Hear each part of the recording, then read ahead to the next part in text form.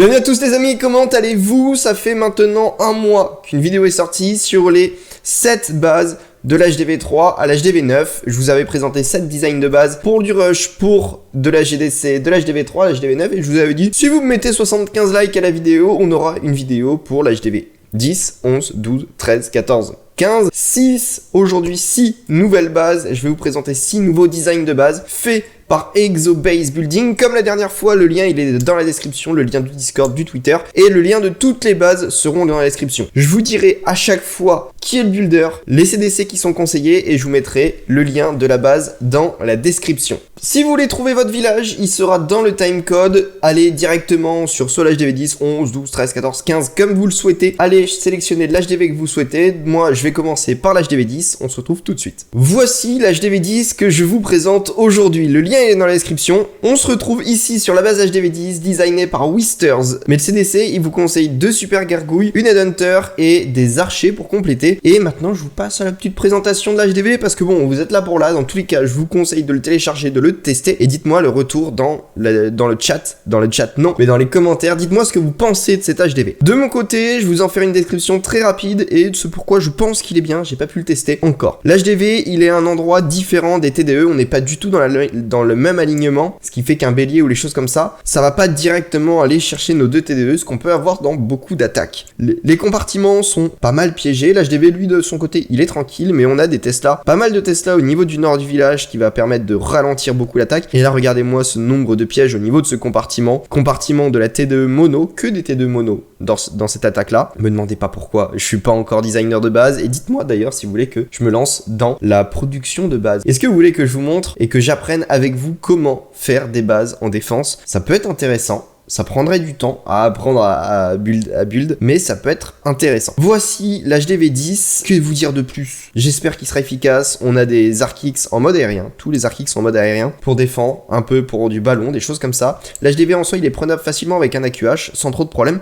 Mais après, il faut aller chercher le reste. C'est plus compliqué. Voilà. Je vous laisse vraiment le tester, les amis. Dites-moi ce que vous en pensez dans les commentaires. Moi, tout de suite, je passe à l'HDV 11. Si vous voulez revoir l'HDV 11, venez avec moi. Allez, cette fois-ci, nous sommes sur la base HDV11. J'ai encore un HDV11, donc je peux vous le présenter avec un de mes villages. Et c'est une base designée par Bigger, donc builder de Exobase Building. Son Twitter dans la description. Il vous conseille 2 super gargouilles, une headhunters, des archers, un peu comme tout à l'heure d'ailleurs. Et on va voir en quoi ce village est plutôt pas mal. Ce qui est intéressant, c'est qu'on a l'hôtel de ville qui est relativement piégé, avec des Tesla qui va attirer, voilà, la reine, si on va aller chercher avec un AQH des héros. Tout ça va attirer les héros pour éviter qu'on aille directement sur l'aigle artilleur. Bon, le reste est quand même assez facilement prenable. Aigle artilleur et l'hôtel de ville sont assez excentrés, mais si on veut les chercher avec le héros et la reine et le warden aussi, ça va nous demander des troupes, donc c'est pas mal. Au niveau des tours de l'enfer, on a des tours de l'enfer multiples, ça va permettre de défendre contre tout ce qui est bats, tout ce qui est PK-bobats, des choses comme ça. Tout ce qui est PK-bobats, ça va se casser les dents là-dessus, sachant qu'en plus, on a toutes les tours de sorciers qui sont très éparpillées au niveau du village, donc assez compliqué à bien tout clean avant de lancer des bats.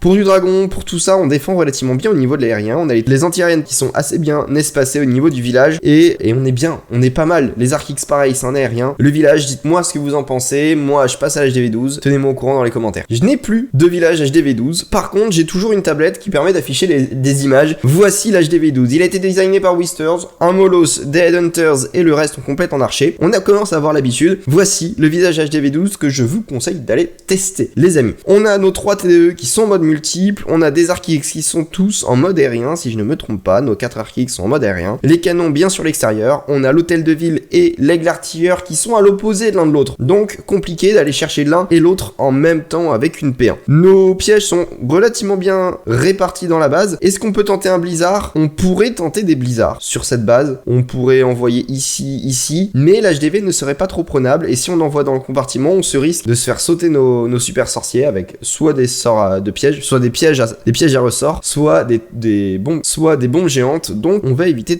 d'aller sur le blizzard. Par contre, le compartiment central, il est prenable et on peut aller chercher les l'artilleur avec pareil un blizzard. Et bon, tout ça, ce sera à voir. Je vous invite à le tester et à m'envoyer soit des gameplays sur Discord, soit me dire ce que vous en pensez dans les commentaires. commentaires, les amis. Vraiment, soyez honnêtes. Si la base ne vous plaît pas, dites-le dans les commentaires. Il n'y a aucun problème. Ça fait partie du jeu. Une base ne peut pas tenir partout, ne peut pas tenir tout le temps. Donc, dites-moi si au bout d'un moment, ma base n'arrête pas de se faire perf. Dites-le. Ça tiendra, ça mettra au courant tout le monde. Encore une fois, je n'ai pas d'HDV12, je n'ai pas d'HDV14, donc je pouvais pas vous présenter cet HDV13 avec mes comptes. Ici, on a pareil, un HDV13, toujours la même composition au niveau du château de clan, un Molos, 2 Headhunters et le reste en archer. Ça a l'air de faire le taf. On a les 2 catapultes qui sont relativement bien isolées, et par contre, j'aurais mis quelques pièges ici pour contrer un potentiel blizzard. Je sais pas. En tout cas, si on veut attaquer, je partirai sur du blizzard qui est quand même une bonne composition actuelle, donc pourquoi pas. L'HDV et l'Eglartier sont vraiment à l'opposé, donc pareil, si on prend l'HDV, on fait le choix de ne pas aller chercher l'Eglartier, et inversement, si on veut aller chercher l'Eglartier en P1, on fait le choix de pas aller chercher l'HDV en P1. Donc ça, c'est plutôt pas mal. Autre chose, on a des TDE qui sont... Il nous manque une TDE, 2 TDE, on a une TDE mono au niveau de l'HDV, ça va éviter et ça va ralentir tout ce qui est AQH, et tout le parc à Tesla est au niveau de l'HDV, ce qui peut permettre de faire tourner toute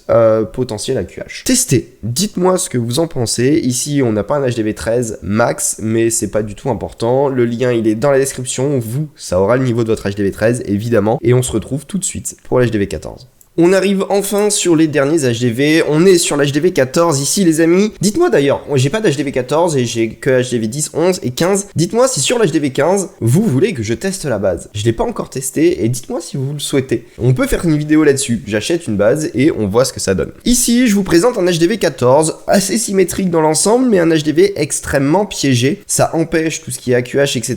et on voit que ça va tout bloquer. Au niveau du village, qu'est-ce qu'on peut avoir? Vous voyez que je suis en HDV 15, mais c'est bien un HDV 14, faites-moi confiance, on voit qu'il y a plein de trucs en dessous. L'Eglartier est plutôt bien protégé avec pas grand bâtiment autour, ce qui évitera aux troupes d'aller le chercher directement. Le CDC extrêmement bien centré, CDC d'ailleurs composé de 25 archers et de 20 gobelins, ça va vraiment ralentir tout ce qui peut être AQH, tout ce qui peut être autre chose, et on voit qu'on a TDE mono au nord du village, donc compliqué d'aller chercher les défenses, l'Eglartier, etc., etc. Au niveau des catapultes, on a des catapultes bien réparties, Archic juste à côté. Là, c'est là que ce sera intéressant en HDV 15 d'aller rajouter une petite tour unique, mais on a un HDV 14, donc on s'en occupe pas. Ma remarque était totalement inutile. Des Archix en mode sol pour la plupart, en tout cas pour ce qui est du sud-ouest de la base. Au niveau du nord-ouest de la base, on a cette fois-ci des Archix en mode aérien. On avait une défense anti-aérienne, enfin une quantité de défense contre l'aérien plus faible, vu que là on avait quand même les catapultes qui étaient juste à côté. Donc on favorise ici le fait qu'on soit plus multiple. Pareil pour les défenses anti-aériennes, on est beaucoup plus recentré, ce qui va éviter tout ce qui est aérien. On sait tous que c'est une grosse méta actuellement depuis un petit moment, et on a l'HDV qui est extrêmement piégé, comme je vous l'avais dit. On a un gros parc à Tesla, tout ça va permettre de bien défendre. Dites-moi si vous arrivez à bien défendre, que ce soit en GDC, que ce soit en rush, si vous voulez rusher peut-être les gens dans HDV 14, ça existe encore. Dites-moi, tenez-moi au courant de ce village là. Tout de suite on va passer sur l'HDV 15 que je vais m'empresser de tester. Et ça y est, on est sur l'HDV 15 les amis. Alors, on l'a bien en tour runique 2. J'allais dire, il y a peut-être un petit inconvénient, c'est que comme j'ai mes tours runiques que level 1, j'ai pas, si c'est de l'invisibilité, du rage ou du poison. Là, pour le moment, on voit qu'on a un poison, un rage. Je sais pas. Peut-être tester, faites des tests. J'ai pas fait gaffe sur le design qu'on m'a donné. Est-ce que c'était de l'invisibilité? Est-ce que c'était du poison? Est-ce que c'était du rage? Là, on a un poison ici, un rage ici. Testez. Dites-moi ce que vous en pensez. Testez différentes compositions et j'attends votre retour dans les commentaires.